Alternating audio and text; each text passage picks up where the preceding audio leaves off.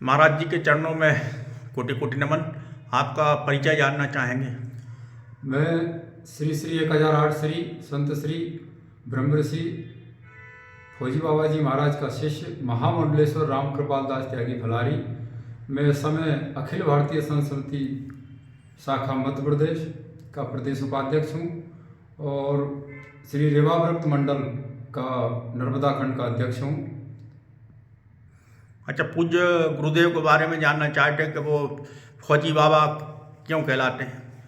महाराज श्री के विषय का थोड़ा बड़ा ही रोचक विषय है जी जी। कि महाराज जी का जन्म 1931 को हुआ था इंदौर में। महाराज जी के पिताजी का संतों के संग बड़ा ही अनुराग था। महात्माओं की जमातें आती थी, पिताजी के साथ महाराज जी जाते थे। तो महाराज जी ने 1956 में संत की दीक्षा ले ली काशी में जाकर के। महाराज जी अकेले थे, महाराज जी के कोई भाई नहीं थे और माता जी भी नहीं थी। तो इनके पिताजी 4 वर्ष बाद इनको ढूंढते ढूंढते गए और इनके गुरुजी से मांग करके लाए कि मेरा वंश कौन चलाएगा, मेरा नाम कौन चलाएगा। तो गुरुजी से वापस गुरुजी के आदेश के कारण महाराज जी पुनः परिवार में आए और इनके पिताजी ने विवाह कर दिया। उसके बाद में महाराज जी भारतीय सेना में भर्ती हुए।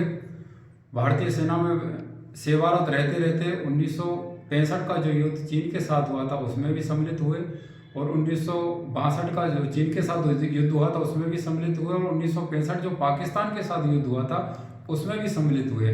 महाराज जी युद्ध के दौरान घायल हो गए थे तो पाकिस्तान सेना ने उनको बंदी बना लिया था। तो पाकिस्तान जेल में 9 महीने 18 दिन महाराज जी जेल में रहे।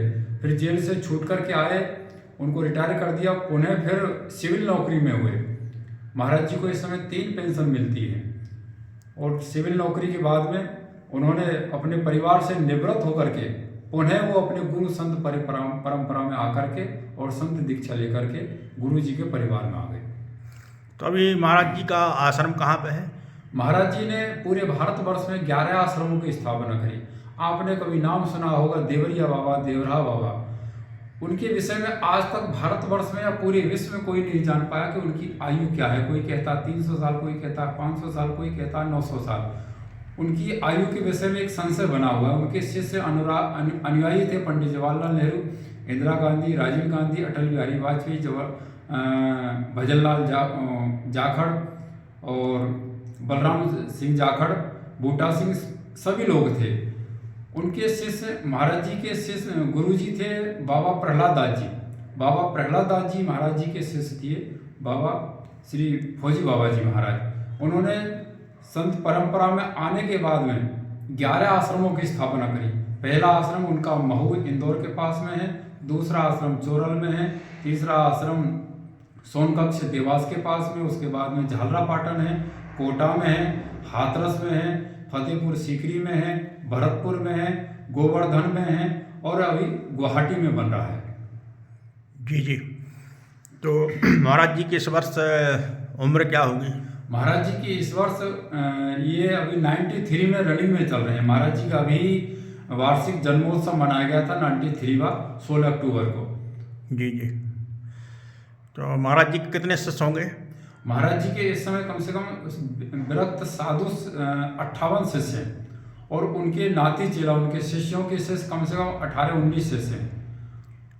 पूरा इस समय महाराज जी का संत परिवार 80 और 90 के बीच में है। जी और जी। इस समय अगर महाराज जी के गुरु जी के विषय में बात करें तो उनके संत शिष्य थे 9,854। इस समय हम लोगों का जो संत परिवार है देवरा बाबा का वो कम से कम 4.5 लाख से ऊपर है। जी जी। तो महाराज जी आज की युवा पीढ़ी को क्या संदेश देते हैं? देखिए, हमारा सनातन आदि है और अनादि है। हमारा सनातन कभी उसका अंत नहीं हो सकता। जी। कुछ समय से हमारे भारत में यो पश्चिम सभ्यताओं का काफ़ी प्रभाव हुआ है। तो हम हमारी सनातन संस्कृति को ना छोड़ें। हमारी संस्कृति काफ़ी प्राचीन है और समृद्धशाली है, अनादि है। हमारे ऊपर 800 वर्ष मुगलों ने शासन किया, वो भी हमारी संस्कृति को नष्ट नहीं कर पाए। 250 साल अंग्रेजों ने हमारे ऊपर शासन किया, लेकिन वो भी काफ़ी प्रयास किया उन लोगों ने, वो भी हमारी सनातन संस्कृति को नष्ट नहीं कर पाए। इसलिए मैं हमारे आज की युवा पीढ़ी को एक संदेश देना चाहता हूँ कि जो 800 साल मुगलों ने शासन किया वो हमको बांट करके किया। 250 साल जो अंग्रेजों ने हमारे ऊपर शासन किया, उन्होंने भी वही नीति अपनाई कि इनको बांटते रहो और इन पर शासन करते रहो। आज की जो राजनीति है वो भी यही प्रयास कर रही है कि हमको जातियों में धर्म के नाम पर, पंथ के नाम पर, समाज के नाम पर बांट रखा है। इसलिए हम सनातनी सभी एक हैं।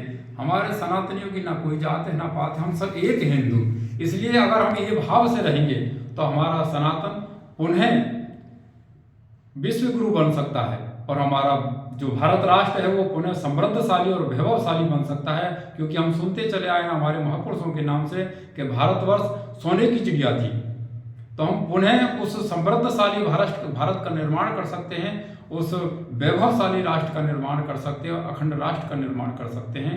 मेरा युवा पीढ़ी से यही है कि हम सनातन धर्म को मजबूत बनाएं, सशक्त बनाएं, एकजुट रहें, एकत्र रहें। जी बहुत बहुत धन्यवाद। जय श्री राम। जय श्री राम।